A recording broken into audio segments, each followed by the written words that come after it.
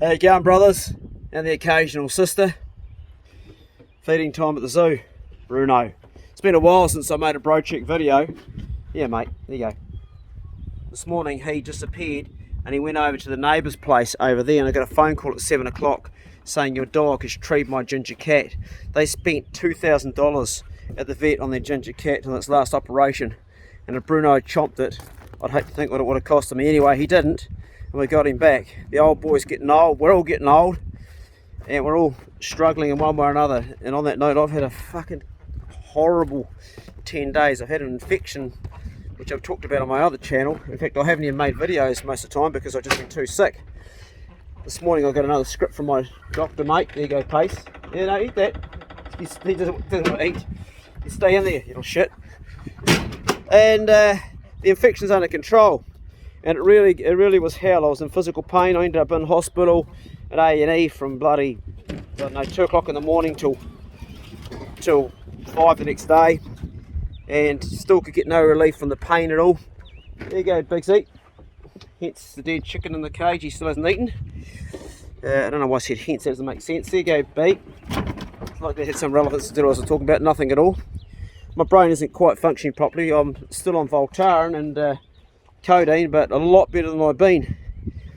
The reason I'm making a video is because I haven't made one for ages, and I haven't pre-thought of anything to say that's helpful or useful. I haven't thought of any solutions to any problems. I just wanted to talk openly with you and tell you what's going on in my world, because I think it's important that we also showcase our bad times rather than try to portray something that we can't possibly keep up, and that is we can't possibly always be well and happy all the time. And I guess that's what I'm doing. One of the things I do for healing myself is I come out to my garden. It's like I'm becoming an old man, and I enjoy it. I get a lot of pleasure from it. So I'll show you a wee secret. This is something I haven't even put on my other channel yet. I paid for this. These plants here, that's wasabi. They're from Pure Wasabi in Christchurch, and they cost $15 plus GST each. By the time the GST was added in the freight from Christchurch, they worked out at $400 for 20 plants, and the guy gave me an extra plant there. So it's like a wee treat for myself. I also spent $500 on my daughter. I bought a new personal locator beacon. I guess it's sort of, as a parent, we want our kids to be safe, and it's one thing I wanted to give her for her 20th birthday, something that would ensure I know that when she's away doing what she does, these mad bloody adventures, that if she gets lost, the old PBR, personal locator beacon, will take the search out of the search and rescue. Yes, I'm just going to give these little coffee grounds sprouts, these little coffee grounds and toilet rolls I've seeded. Give them a little bit of water just to keep the from drying out in the sun. So the glass house and the plants is my therapy, but so is hunting and fishing. But right now, because I'm under the weather, my body's been literally fighting an infection, I had to cancel my hunt with Kev. I was going to go over tomorrow, which I'm really gutted about, but I talked to the doctor last night, Glenn Davies, who's a personal friend and also my GP. I've got 3 GPs. I'm lucky. He's a mate. He said, look mate, you've been fighting something, you just want to go steady, keep having exercise and walks. So today I did a nice long walk and walked the dog, and I'm feeling a lot better. But it's been a horrible week, and when you don't get sleep and you have sleep deprivation, then this bit of jelly between your ears doesn't function right either. Hey, check this out, coffee grounds. I picked them up at the cafe, the local cafe. I'll walk around and show you this place. You probably know it anyway if you watch my other channel, but I just want to show you some of the things that I'm proud of and that make me happy. Look at this. These are our herbs. These are our lettuces growing. Got some nice onions in here coming out. Actually, that's chives. Although that's actually spring onions there. Nice lettuce, sorrel, cabbage. And this is the idea. This is a spouting off the house, the old spouting which I put wasabi in. It grows but doesn't grow very well. More herbs in here, more cabbages, because we eat a lot of cabbage. These are cabbages I bought on special, and growing under these weeds is the latest crop of yams, and I like yams. Here's my strawberries made out of a bed standing up, and also again the old guttering off the front of the house. Actually, that there wasn't the guttering where the watercress is. That's actually toilet sewerage pipe cut in half. This is the guttering of the house here, and it's an old bed standing up. These things bring me a lot of joy, but they're not where my real true joy comes from. My real true joy comes from the relationships with the people I love. And on that note, it's really hard, particularly if you're a YouTuber, and some of you that watch this channel are YouTubers. We've got Crispy, he's a YouTuber. We've got Stu Drever's a YouTuber.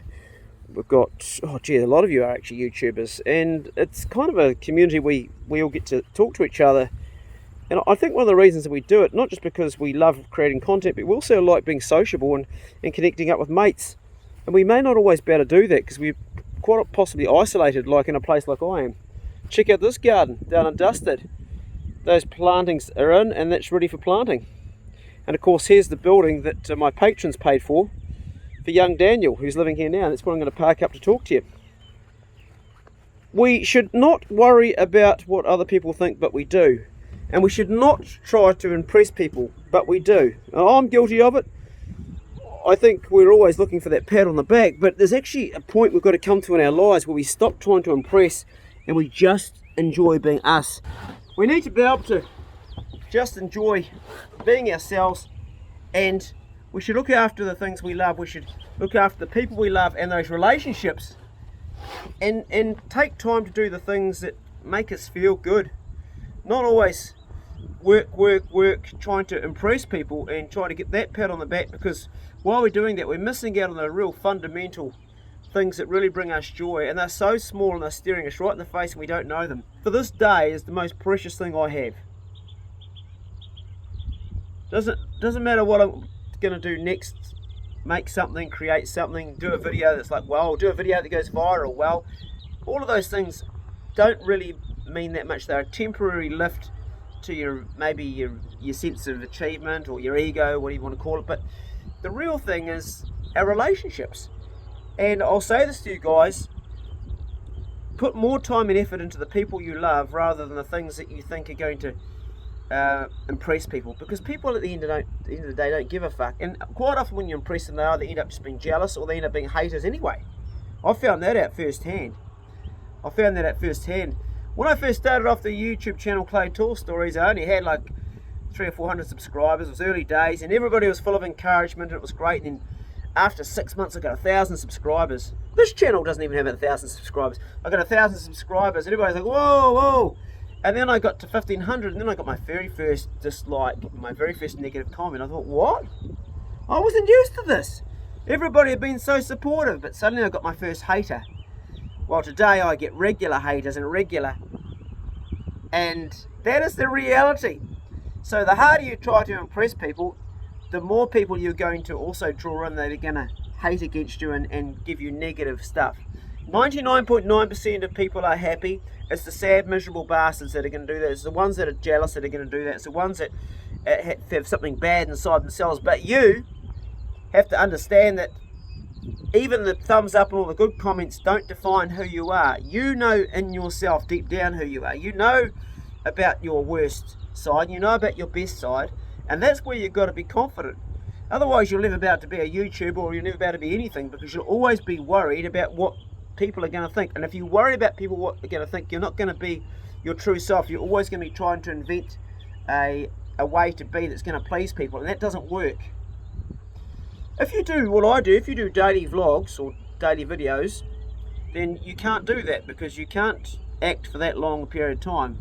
The last 9 days I've been fighting an infection, a real bad one, and I've got it under control now, but I didn't do any videos for 3 or 4 days or 5 days, and I got quite a few people checking on me. Hey bro, you okay? This is not like you. Is everything okay? And that's the reality of a reality channel. People will actually, they'll pick up when something's wrong. I had Ross Johnston, the knife maker. I had Richard Ware. I had Glenn. I had Aaron. I had Jaden. I had Steve. I had Paul Kenny. The list goes on and on and on, and people just say, hey bro, you alright? You alright? Yeah, Crispy wrote to me, you okay? A lot of people did, and I wasn't alright. I was struggling. I was in pain, and I told them the truth. Yeah, no, I'm having a cunt of a time. I haven't slept, and I'm on painkillers, and this infection has possibly gone into my bone. And if it's, I'm really not doing very good actually, and that's okay. You don't have to be doing good all the time. One of the things about being a YouTuber is that we're always like, people are always trying to show their highlights. People are always trying to portray everything being great. They cook a meal, it's always going to turn out fantastic. They sharpen a knife, it's always going to turn out razor sharp. The reality is you sharpen your knife, you spend an hour and a half on it, and the fucking thing's blunter than it was when you started. That's the reality of a lot of people's knife sharpening skills, and it's the reality of a lot of cooking. So, and it's the reality of life. Just because you work hard at something doesn't necessarily mean it works every time. And if you're like me, doing stuff and trying new things all the time, you wait till you see my kefir video. I was vomiting in that. I think I said I'll edit this out, but I don't think I will edit it out because I'm over trying to impress. I'm over trying to. It's too hard. You can't fucking do it. It's impossible. You just can't do it. It takes too much out of you. It's impossible. You try to be something. That's not what life is. Life is struggle. Life is hurt. Life is get back up again. Brush your knees down and get back up and try again. Life is getting knocked over when you already got a pain and bringing yourself back up. Life is about waking up feeling terrible and trying to turn your day around. Life isn't just what everyone portrays it on social media. Life is about worrying about where you're going to get the next money to pay the bills. Life is about worrying about the woman that you love. Will she be sleeping with someone else right now while you're away because you know that the relationship's going like shit, and that's not going to stand up there. Fuck, Clay, come on, sort your shit out.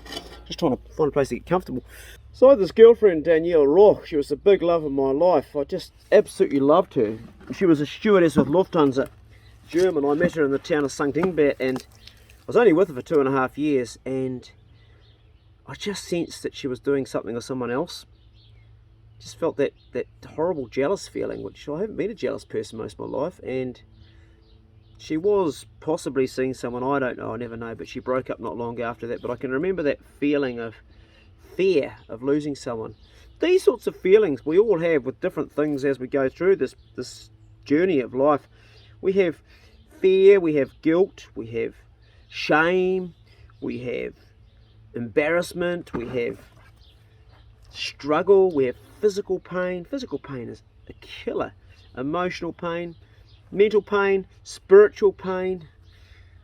So many different types of things that we go through, and we don't really ever share with the world any of that. We put on this mask so we can get through. We have to survive. We might be lucky that we've got a partner, or we've got a close friend, or one or two people in our circle that we can actually talk honestly and say, listen man, I'm feeling so ashamed of myself. I'm full of shame. I did such and such, and I just feel so bad inside myself. I'm actually hating on myself and feeling this way. Or it could be like, hey man, financially I'm fucked. I can't pay the inland revenue. I can't see any way out of this. I can't ask for money. I'm already so far in debt and I just can't see a way out of this. Or it could be something like, hey sister, I've got to talk to somebody. I've been unfaithful to my wife. I love my wife, but I've been seeing this other woman and I don't know where to take this or what to do with this. Could be something like, I no longer love my husband anymore. I'm living with them, which is a day-to-day basis. The passion's gone. I want something more in life to feel alive, but I don't know where to take this, and I'm acting out something that's not me, and I'm living with them, but I feel I'm not being true to myself. What do you think I should do? Women are great at having these conversations with each other because they have great support networks. Could be a man that's having a conversation with another mate. Could be saying, hey bud, I'm actually full of fear. I'm fearful that someone's going to find out that I did such and such, and every day I'm fearful of that, and it really robs me of moving forward. I'm fearful of that. Or it could be something like, I'm fearful of living my actual dream. I've always wanted to be an artist, and I'm fearful that I haven't followed that up, and I'm in this day-to-day job just to pay the bills, but I'm fearful that I would fail if I did that. We have all these things going on all the time, and we shouldn't be hooked up too much on trying to impress people, because by trying to impress people, all of these things manifest and they get worse, and I've experienced it myself. I learned a long time ago, YouTube's taught me a lot. It's taught me a lot about being honest, not to the world, but to yourself.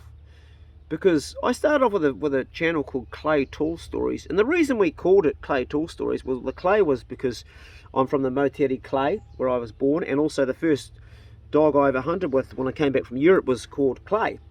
And the Tool Stories was actually a name that a woman, Fran, came up with. She said it gives you license to do whatever you like, and it cannot be true, and that's okay. You can create content and you can create songs, and they can be unreal, and that way it gives you the license to make up a tool story. And the funny thing was, so we started off with that and we made some funny videos. If you go back to the early videos, one of the funny ones is red Corolla.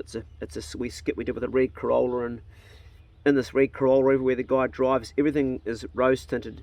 When he sees a woman outside, from inside the car, she looks beautiful. When he gets out, it turns out she's a big fat transvestite and it's a man. And all these things happen, and we did these funny little skits. But after a while, I got bored with it, and I just wanted to do normal, what I was doing at the time, which was hunting. And so we started doing reality. And we found with reality that even then we tried to always portray our best. We always only wanted to film our hunts that were successful. We didn't show the hunts that nothing went down, because we knew people would be bored, and people are bored. But then after a while, as a YouTuber and doing it for years and years professionally, you have to create content. So you have no choice but to put up your losses and everything. If you're creating a lot of content, if you're doing one video every 6 weeks, great. But if you're doing one every 2 or 3 days, or even every day like I often have done, you have to portray it as it is. And it teaches you to be grateful about every day, whatever happens, whatever goes down, whether you do shoot that deer, or you don't catch that fish, or you don't catch that pig, or whatever happens, it's the experience of being out there doing it that's actually the most important, and trying to bring that to people in an honest way where they will be engaged in it and they will feel like they want to watch it. It's very difficult. It's very hard. So what I have found out is the best way to do this is to do it honestly, and to talk about your feeling of frustration, or just how it is, because that's relatable, because that's how it is for all of us, instead of trying to portray something that you're not, because you can't live up to it. It's not possible. If I lived on a backcountry place that was riddled with lots of deer and lots of pigs, I could make much better videos, because I'd be having a success all the time. But I don't. I live in a place where I've got to drive to miles to go to public forestry that everybody else hunts in. The reality is I'm probably not going to catch much. And that's my life. That's what it is for a lot of people. A lot of people don't even have that opportunity to go that far. That they might have to, they might not be in a situation where they can go anywhere at all. They might be locked down in Auckland watching my video. So for them, just getting out in the truck and seeing the boys in the forestry might be good. So the contrast to a guy that's having a shit time locked up, and a guy that's actually just out in the bush, is a big contrast whether you catch something or not. So we shouldn't measure ourselves against other people. The only person we should measure ourselves against is the bloke we were yesterday, and try and be better. The trouble with that is, as you get older, you're actually not better, because things get harder and slower. You get deafer, you get more blind, you lose more body parts. And so what you're going to try to do is be more better inside yourself, emotionally, mentally, spiritually, because physically you ain't going to get there. You on a slippery slope when you get over sort of, I don't know, I guess it starts at probably 40, you notice things slow down a bit, and 50 they definitely slow down, and from then on you just try to maintain and do the best you can. Today's Bro Check video is just a ramble off the top. I wanted to make one because this channel is a channel for us to talk honestly and open. It's for all of you guys to participate. Thank you Pedro, who did the last video. He was talking about a mate that took his own life, and talking about how he tried to help him. And he said at the end of the day, it doesn't matter how much you try to help somebody, if they don't want to help themselves, if they don't want to make a change themselves, and it could be the smallest change to start with, it ain't gonna work. And it was a really good message. The videos on this channel don't get a lot of views, they don't go very well, and I can understand why. They're pretty much boring to the majority of people, and I can understand that. The thing is, it's a voice for my brothers to say what you want. You are all welcome at any time to jump on board and just talk freely like I'm talking right now. It doesn't matter if you make mistakes, doesn't matter if you trip up on your words, doesn't matter if you even bring something to the table that you feel isn't of a lot of value. Someone out there will enjoy hearing you speak. It's an open door policy, and we just might occasionally have some little gold nuggets that turn up in all of our shit, where someone goes, hey, that was useful to me, I could do that. And we can also connect up with people, because we are social creatures, we should connect up. And I've just taken time out of my day. I'm going to go and build some planter boxes now for my wasabi.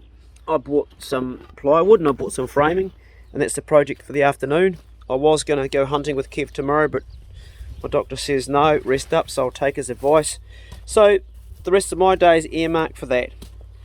I'll throw this on the computer and do a rough edit, smack it online. Here's old boy Bruno. There's the framing on the deck and the plywood for my planter boxes. Brothers, I hope this video finds you all well, and keep on fighting the good battle. Don't let the bastards grind you down. There's a new vaccine coming out for COVID in December in New Zealand called Novavax, and I'm quite interested in that vaccine. It's built on the same way that most vaccines are built, the older vaccines like the hepatitis vaccine. It's the same method. It's not done with any playing with genetics. It's actually just done by the same method as all the other vaccines we've had in the past. You're going to sit down at the computer, put this on the Brocheck Club, go in there now and do that and send to you guys. And remember, if you want to make something, please flick me a file at claytoolstories@gmail.com and I will publish it. I'll just tidy it up a bit if it's a wee bit long and make it so it's sort of engaging for people, and I'll smack it on so we can all listen to what you want to say, because what you have to say is relevant, and what you have experienced in your life and you have found and learnt from your own hardships and the solutions you've found, they are very valid, so we'd all like to hear them. And on that note, it is a Brocheck Club for men, but if there's any woman out there that would like to share, I think some of us men wouldn't mind hearing a woman's perspective on us men. So if you're a woman watching this, we've only got like about 10%, or it's actually less than that, it's actually 7.5 according to analytics, the analytics. If you're a woman that wants to share something that you think might be useful to us men, make a video and we'll poke it up. Because so far, obviously it's all men because it's a site for men, but maybe you can bring something to the table. Go steady, and we'll see you in the next Brocheck Club video. See you later. Right, I'll smash this on the computer right now. I'm going to tear right into it. See ya.